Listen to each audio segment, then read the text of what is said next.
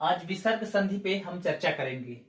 तो इसमें विसर्ग संधि में हमको वैसे तो किताबों में 8-10 नियम दिए रहते हैं, लेकिन हमको सिर्फ उसके 2-3 नियम पे ही चर्चा करनी है। लेकिन उन सारे 10 नियम को उसमें समाहित भी कर लेना है। एकदम अलग ढंग से विसर्ग संधि के बारे में आज समझना है। पेपर में हर बार 1 या 2 क्वेश्चन विसर्ग संधि का भी पूछा जाता है। तो देखिएगा, विसर्ग संधि को समझने के लिए अघोष और सघोष बहुत अच्छे से हमको समझना होगा। तो अघोष सघोष में हमने क्या समझा था? अघोष वर्ण कौन कौन से हैं और सघोष वर्ण कौन कौन से हैं। अगर ये समझ में नहीं आया तो विसर्ग समझ में नहीं आएगी। अघोष का मतलब होता है, देखिए मैंने लिखा भी था उस समय कि अघोष को मैंने कुछ इस तरह से लिखा हुआ था, अद्योष टाइप का। इसका मतलब है अद्यो, देखो लिखा है ना, अघोष ही लिखा है मैंने, लेकिन लिखने में ऐसा लग रहा है जैसे मैंने अद्योष लिखा है, जानबूझ के ऐसा लिखा है। अद्यो मतलब आगे के 2, फर्स्ट 2 लेटर्स, आगे के 2, अद्यो। इसने अपना चीट कोड खुद में ही समाहित कर रखा है कि आगे के 2 लेटर। और सघोष मतलब जो रिमेनिंग 3 बचे हुए हैं ना, लास्ट 3 जो बचे हुए हैं वो सघोष हो जाएगा। जैसे क और ख आगे के 2 हैं तो क ख जो आ जाएगा अघोष हो जाएगा, अब बाकी जो बचेगा वो सघोष हो जाएगा। क्योंकि हम जानते हैं कि सभी स्वर अल्प प्राण एवं सघोष होते हैं। तो अब देखिएगा, समझिए जरा इसको। पहले हम समझ जाते हैं कि ये विसर्ग संधि में होता क्या है। विसर्ग का मतलब वो 2 बिंदी है, उस 2 बिंदी का मतलब क्या है। ये बातें बहुत ही रेयर समझ में आती है या रेयर ही ढूंढने पे मिलती भी है कि देखिए ये जो बिंदी है ना, इसको ही विसर्ग कहते हैं। लेकिन इसका मतलब क्या है? इसका मतलब है 5 लेटर्स। वो 5 लेटर्स कौन कौन से हैं? मतलब ये जो विसर्ग है ना, इसका जो रूपांतरण है केवल 5 वर्णों में होगा। 5 वर्ण वो कौन कौन से होंगे? तो देखिएगा जरा, श, स, र और ओ की मात्रा यानी ओ, मैंने ऐसा लिख दिया है। तो ये जो 5 हैं, ये विसर्ग के ही, ये जो विसर्ग है ना, ये अपना 5 तरीके से रूप बदलता है। मतलब 5 तरह से रूप, एक स के रूप में, एक श के रूप में, एक स के रूप में, एक र और एक ओ।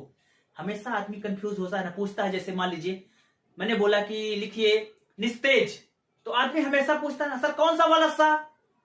अच्छा लिखिए निश्चल, सर कौन सा वाला छ? कौन सा वाला श?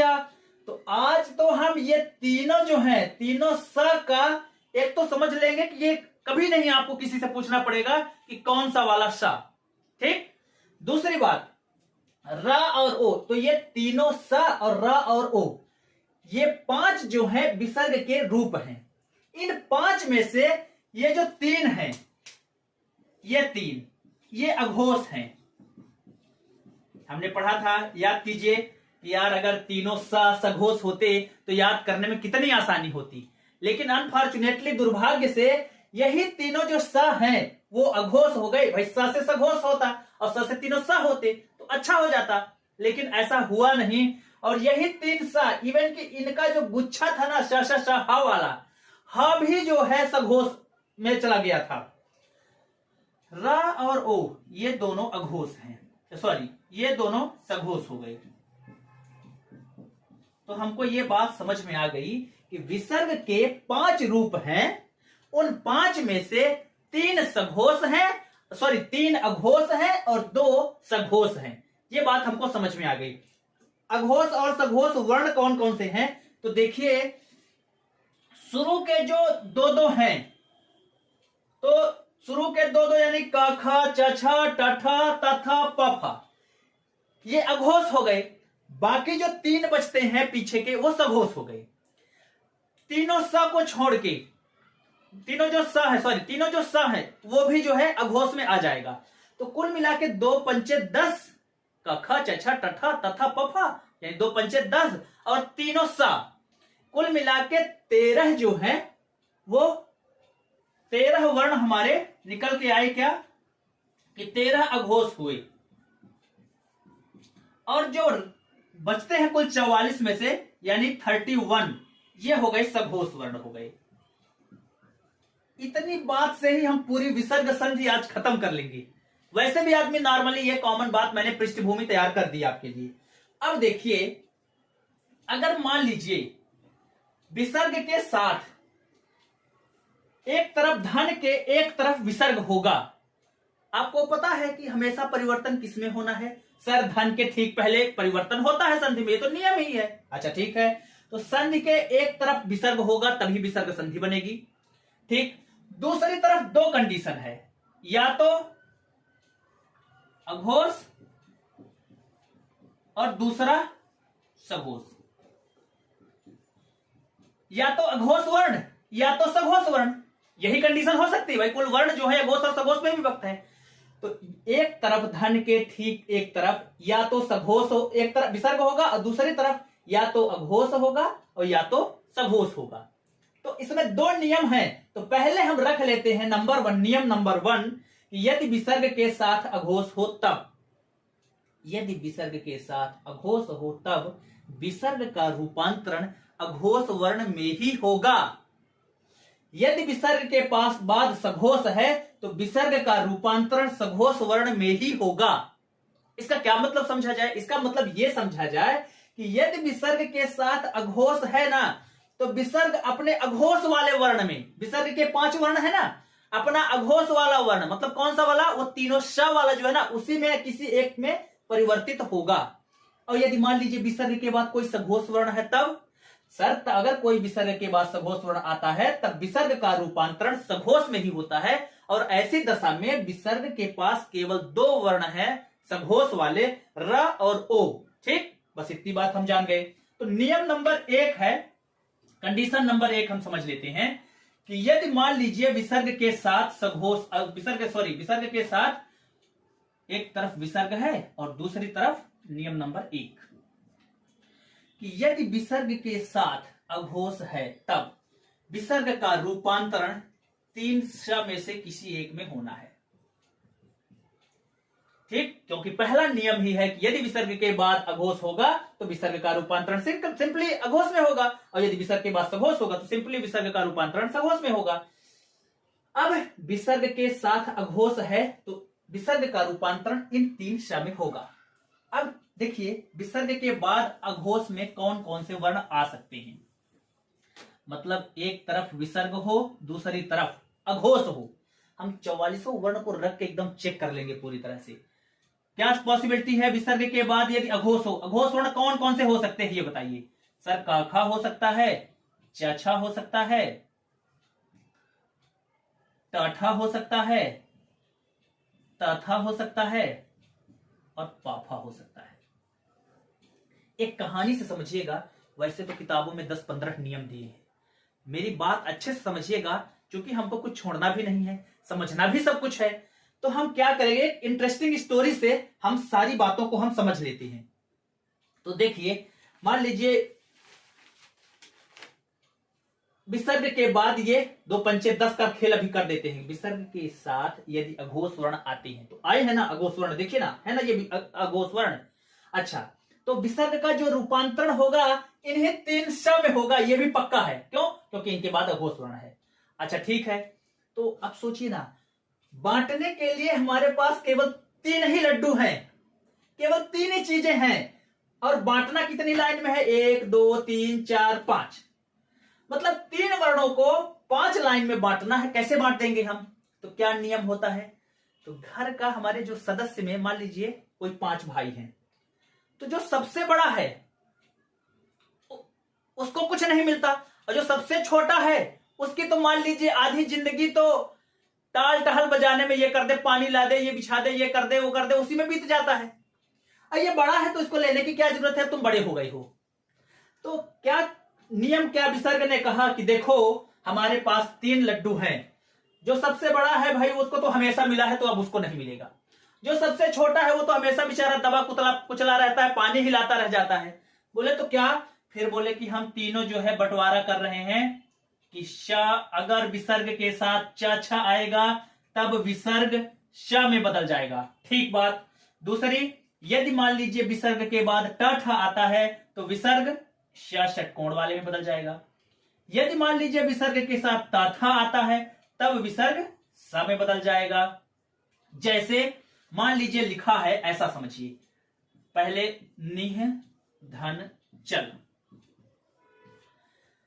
जब विसर्ग के साथ च छ आएगा तब विसर्ग किसमें बदल जाएगा, कौन से वाले स में बदलेगा? तो सर च छ को तो मिला है, इसी सीक्वेंस को उठा के रख देना है। ये सीक्वेंस आपको भूलना नहीं है, ये स का जो सीक्वेंस है ये इसी सीक्वेंस में रहता है। तो पहले वाले को स मिल गया, दूसरे वाले को षटकोण मिल गया और तीसरे वाले को स सरौता मिल गया। मतलब ये कि अगर चछा वाली लाइन है ना तो विसर्ग श में बदलेगा, और टठा वाली मान लीजिए लाइन है, मान लीजिए लिखा है निह धन चल तो निश्चल हो गया। ठीक, अब मान लीजिए लिखा है धनुह धन टंकार। ठीक, तो जो विसर्ग है वो किसमें बदल जाएगा? चूंकि देखिए विसर्ग का मतलब आधा अक्षर होता है, तो विसर्ग हटेगा और वहीं आधा अक्षर जुड़ जाएगा। विसर्ग का रूप आधा अक्षर का होता है, ठीक ना? हलंत युक्त मान लीजिए। अब जैसे निश्चल लिखना था, मैंने चल लिखा है, इसी तरह आप निश्चल का बना सकते हैं, निह धन छल, तो कौन सा वाला सा लगेगा? सलगम वाला लगेगा, ये वाला लगेगा। ठीक, फिर धनु टाठा वाला है, जैसे निष्ठुर मान लीजिए लिखना है, ठीक ना? निष्ठुर मैंने लिखा निह धन ठुर।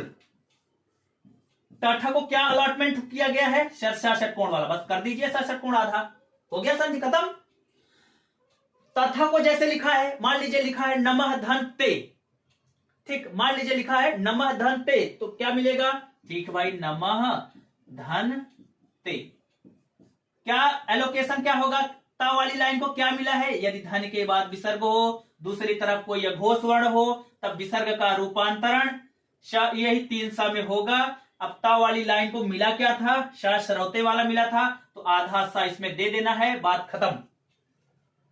लेकिन आप एक बात बताइए, नाइंसाफी किसके साथ हुई?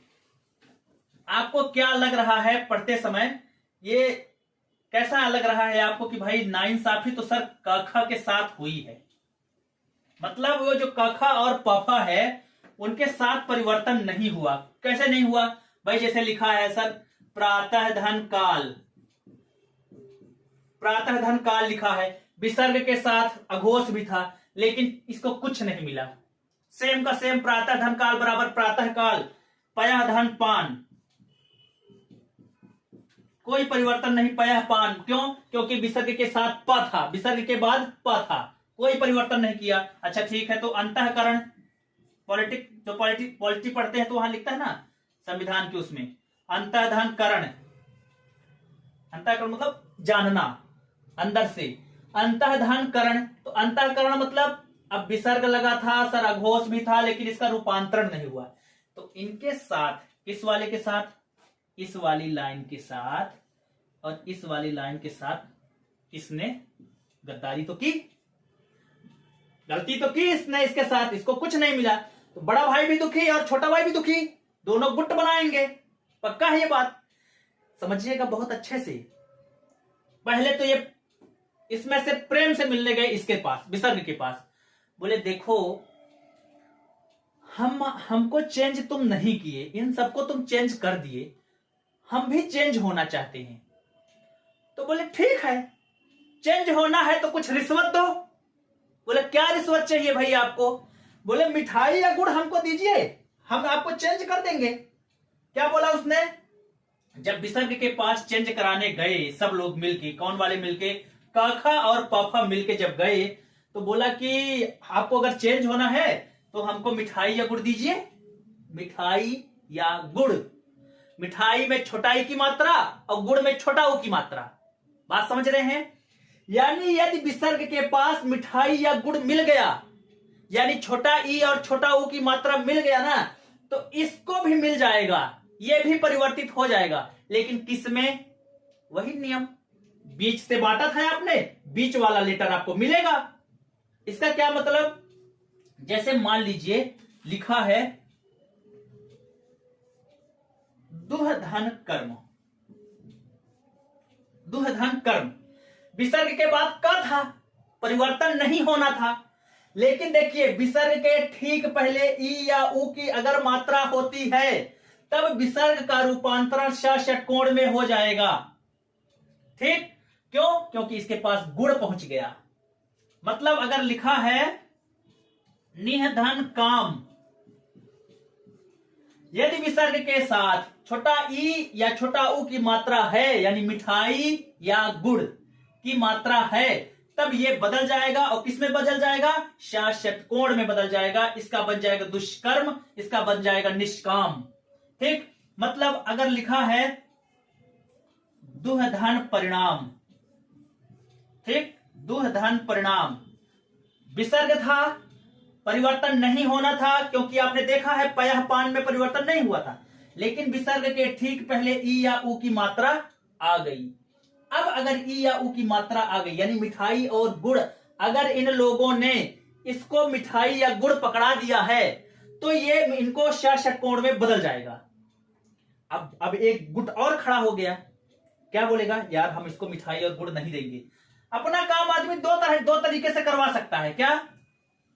या तो रिश्वत देके, और या तो दूसरा तरीका, भाई ऊपर से शोर सिफारिश लगवा दे, मंत्री से कहवा दे।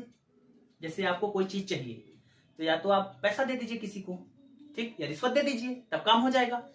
मतलब सामान्य भाषा में इसको समझ रहे हैं। दूसरा क्या तरीका होता है? दूसरा तरीका होता है ना कि सोर्स लगवा दो भाई, सोर्स लगा दिया, कोई बड़े आदमी से सोर्स आपने लगवा दिया, आपका काम अब भी हो जाएगा। मतलब बिना ई या ऊ के दिए भी काम विशेष परिस्थिति में हो जाता है। वो शोर सिफारिश वाले 4-5 शब्द हैं, उनको याद कर लीजिएगा। 4 ही 5 शब्द, लिमिटेड शब्द हैं उसके। जैसे लिखा है, मान लीजिए है क्या कि पुरस्कार, पुरस्कार, विसर्ग था, इसके साथ ई या ऊ की मात्रा नहीं थी, सिंपली नहीं बदलना था इसको, लेकिन ये फिर भी बदला। किसमें? अगर मान लीजिए शोर सिफारिश वाला है ना, तो उसको श षटकोण थोड़ी मिलेगा, उसको सबसे नीचे वाला जो बचा उचा होगा वही वाला मिलेगा, क्योंकि श षटकोण तो आपको पता है किस कंडीशन में मिलेगा, तभी मिलेगा जब इसके पास मिठाई या गुड़ पहुंचेगा। अगर सिफारिश वाला आदमी गया है तो ये ससरौते वाले को देगा, तो ये बन जाएगा पुरस्कार बराबर पुरस्कार, ठीक, नमःधनकार बराबर नमस्कार, बृहधनपति बराबर बृहस्पति, ठीक। ऐसे 2-3 शब्द ही हैं, मैं नोट करके जितने भी थे पूरे ले आया था। तो हाँ, एक और है श्रेय धनकर, ठीक। तो ये वाला जो था इसके साथ ई या ऊ नहीं था, फिर भी ये ससरौते वाले में बदल जाएगा, तो श्रेयस्कर हो जाएगा। तो 3-4 शब्द ही है, लिमिटेड। तो क्या हमने सीखा? विसर्ग के साथ यदि ये 3 लाइन होगा तो अपने आप ये श में बदलेगा। लेकिन क और ख के साथ क्या होगा? यदि इधर विसर्ग के साथ ई या ऊ की मात्रा है, तब इनमें श षटकोण वाला इन दोनों को मिल जाएगा। और अगर ई या ऊ की मात्रा नहीं है, तब 2 कंडीशन होगी, या तो ससरौता में बदलेगा, मतलब या तो शोर सिफारिश वाले होंगे, या दूसरा कोई परिवर्तन होगा ही नहीं। भाई जो ना तो रिश्वत देना चाहते ना शोर सिफारिश लगवाना चाहते, उनका काम ही नहीं होगा, ठीक। अब एक नियम तो हमने पढ़ लिया, बहुत अच्छी बात थी कि इसमें, अच्छा इसी में मान लीजिए एक ऐसी कंडीशन निर्मित हो जाए कि विसर्ग के साथ हमने अघोष पढ़ा, तो भाई मान लीजिए विसर्ग के साथ अघोष तो तीनों सब ही हैं, नहीं है, तीनों सब सभी तो अघोष हैं। तो यदि मान लीजिए एक तरफ विसर्ग हो और दूसरी तरफ ये तीनों स ही आ जाए, तो अब विसर्ग के बाद अगर कोई अघोष वर्ण होता है तो विसर्ग का रूपांतरण अघोष में ही होगा, ठीक। यदि विसर्ग के बाद स आता है, तब ऐसी दशा में या तो इसको इसी स में, जैसे इसके बाद मान लीजिए ये स आता है, जैसे एक मान लीजिए पहले लिखा मैंने दुह धन शासन, यदि विसर्ग के बाद कोई स आता है ना, तो विसर्ग जो स आ रहा है ये वही स में बदल जाएगा, ठीक। तो ये बन जाएगा दुशासन। अब मेरी बात समझिएगा, नियम ये कहता है कि यदि विसर्ग के बाद कोई स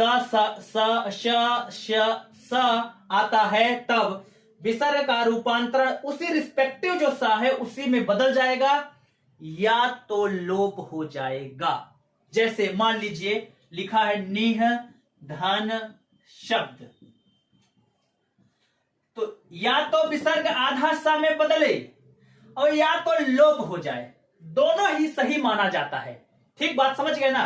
जैसे मान लीजिए है निसंग लिखा है, नी है धन संग, तो या तो इसको ऐसा ही लिख दो निसंग, ये भी करेक्ट बिल्कुल। और या तो चूंकि सा आ चुका है तो या तो इसका लोप कर दिया जाता है तो निसंग।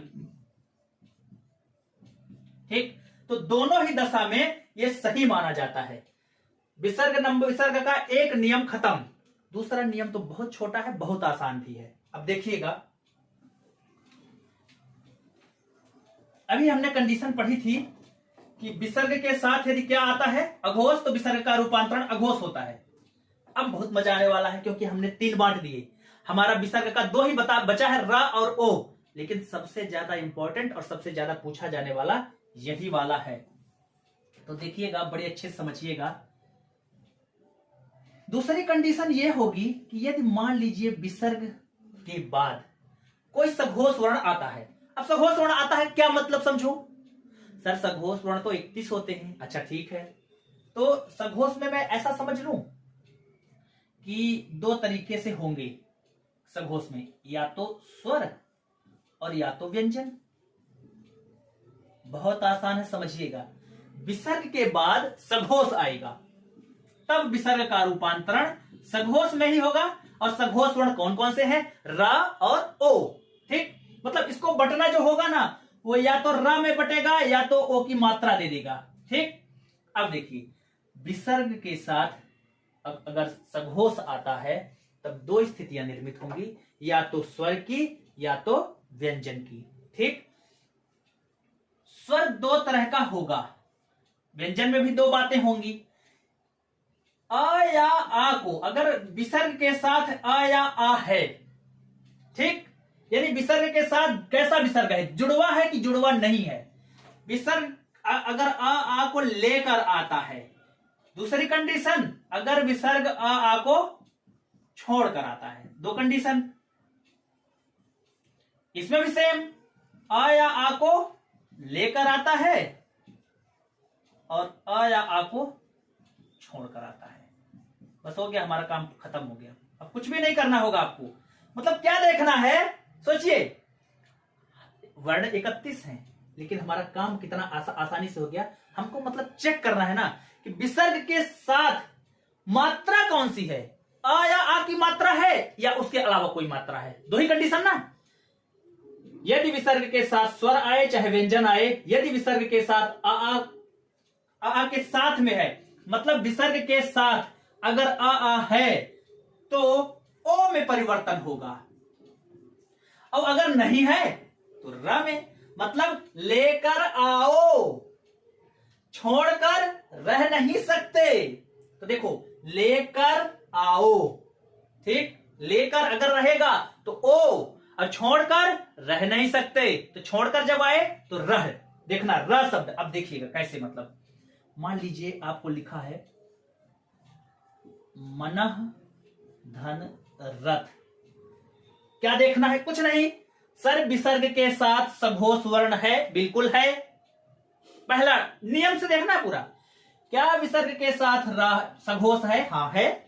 फिर क्या देखते हो? क्या विसर्ग के साथ आ या आ की मात्रा है? यस है। तो कुछ नहीं, फिर हो गया काम, ओ में बदल दो। अगर आ को लेकर आया है तो ओ में बदल जाएगा, और नहीं है तो र में बदल जाएगा। जैसे मान लीजिए लिखा है नी है धन धन, विसर्ग के ठीक बाद सघोष वर्ण है, बिल्कुल है सर। विसर्ग के साथ र आया, आ को लेकर आया है कि छोड़कर? सर आ को छोड़कर आया है। ठीक है, छोड़कर आया है तो आधा रा बदल दो, हो गया काम। विसर्ग आधा होता है। अच्छा ठीक है, तो निर्जन का बताओ। सर निर्जन का निह धन जन, आधा रा कैसे बनेगा? क्योंकि सर निह ई या ई के साथ आया है, मतलब आ को लेकर नहीं आया, इसलिए इसमें बदल गया। अच्छा ठीक है, मान लीजिए लिखा है मनः धन रम, विसर्ग का रूपांतरण, विसर्ग का रूपांतरण देखा कि इधर सघोष है, सघोष की दशा में इसका रूपांतरण इधर आ को लेकर आया है, बस ओ में। लेकिन सर मान लीजिए ऐसा लिखा हो कि ये ठीक है, आप सही बता रहे हैं, मान लीजिए ऐसा लिखा जाए कि मनोरम की संधि विच्छेद कीजिए, या निश्चल की बताइए, या धनुष टंकार की बताइए, ठीक है, या श्रेयस्कर की बताइए या वाचस्पति की बताइए। तो एक बात बताओ, विसर्ग के 5 ही लेटर है ना, वाचस्पति को देखकर समझ में आ जाएगा ना कि वाचस्पति में आधा स और प लगा है, तो ये आधा स कैसे आया होगा। धनुष टंकार लिखा है, तो आपको धनुष टंकार शब्द को जब फोकस करोगे तो ये नहीं समझ में आएगा कि यार ये षटकोण जो है ये किसका शब्द है, तो पता चलेगा सर ये तो विसर्ग का शब्द है। सश्रौता किसका शब्द है, तो ये पता चलेगा कि भाई सश्रौता तो विसर्ग का शब्द है। सशक्कर वाला किसका है, तो विसर्ग का शब्द है। ओ वाली मात्रा किसकी है, तो सर ये तो विसर्ग की मात्रा है, यहां से टूटेगा अगर तो, ठीक। तो ओ की मात्रा, र की आधा र की मात्रा, तो ये तो अंडरस्टूड रहेगा, आपको देखते ही समझ में आ जाएगा कि ये वाला जो है विसर्ग संधि का शब्द है। अब देखिएगा, बनाइए जरा। मान लीजिए लिखा है पुरोहित, पुरह धन हित, हम एक एक करके चेक करते हैं। पुरह धन हित, विसर्ग के बाद सघोष यस आ को लेकर, ठीक है, ओ लगा दिया, ठीक। मान लीजिए लिखा है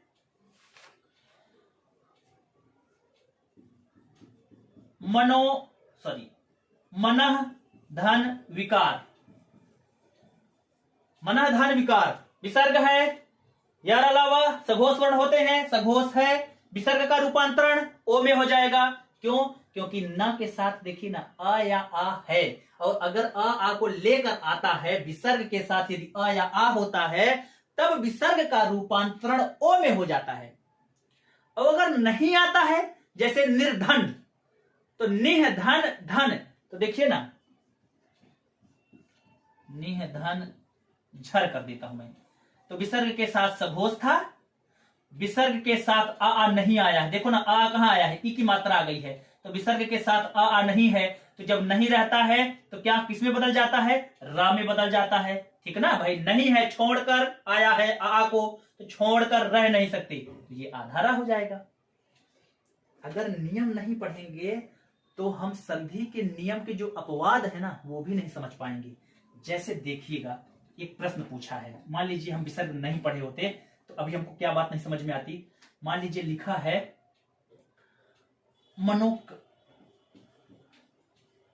मनः कामना, पुरः धन हित, मनः धन रम, मनः धन रथ। निम्नलिखित में से 4 ऑप्शन में से किसमें संधि का उल्लंघन हुआ है, कौन सा शब्द संधि के नियम का उल्लंघन करके बनाया गया है। तो देखिए ना, यदि इसका क्या बनेगा, मनोकामना, लेकिन हमने पढ़ा क्या कि यदि विसर्ग के साथ अघोष आता है तो विसर्ग का रूपांतरण अघोष वर्ण यानी तीनों श में बदलना चाहिए। लेकिन देखिए बदला क्या, मनोकामना ओ क्यों बदल गया, विसर्ग के साथ अघोष था तो विसर्ग सघोष में क्यों बदला। भाई विसर्ग के साथ क ख छ छ वाला नियम हमने बताया है, यहां पे देखिए विसर्ग के साथ अघोष था फिर भी विसर्ग जो है सघोष वाले शब्द में बदला, अतः यह शब्द संधि के नियम का उल्लंघन करता है। इसी तरह मनोचिकित्सक, मनः धन चिकित्सक शब्द था, च आया था, बदलना चाहिए था उसको अघोष वर्ण में, लेकिन बदल गया है ओ में, इस वजह से इसमें संधि का उल्लंघन हुआ। बाकी ये तीनों संधि के नियम के अनुसार ही बने हुए हैं। एक लास्ट छोटा सा पॉइंट और बचा है, उसको भी देख लेते हैं कि यदि मान लीजिए कभी विसर्ग के साथ ई या उ की मात्रा हो, लास्ट नियम है एकदम, विसर्ग खत्म एकदम। यदि मान लीजिए विसर्ग के साथ इधर जो है छोटा उ या छोटी ई की मात्रा हो विसर्ग के साथ में, तब और उसके बाद र रस्सी वाला लेटर आ जाए, र रस्सी वाला वर्ण आ जाए, तब जो ये छोटा उ है वो बड़ा उ में, या जो छोटा ई है वो बड़ी ई में बदल जाएगा। ठीक है, मान लीजिए लिखा है निह धन रस, तो ये बदल जाएगा नीरस, क्यों, विसर्ग के साथ यदि छोटी ई आ रही है तो वो बड़े में बदल जाएगा। ठीक, नीरस। इसी तरह दूसरा एक उदाहरण ले लीजिए, जैसे मान लीजिए निधन रोग। तो ऐसे कुछ ही शब्द है, इसको आप बड़े अच्छे से समझ सकते हैं। निधन रोग, तो ये बन जाएगा निरोग। जितने भी विसर्ग संधि के क्वेश्चन है, अब आप उसको बहुत अच्छे से सॉल्व कीजिएगा। कल की क्लास में हम व्यंजन संधि को खत्म कर देंगे। एक बार पूरा जो है संधि का जो कठिन कठिन क्वेश्चन है उसको हम लाइव आके उसको पूरा पढ़ लेंगे। ठीक, तब तक के लिए नमस्कार, जय हिंद।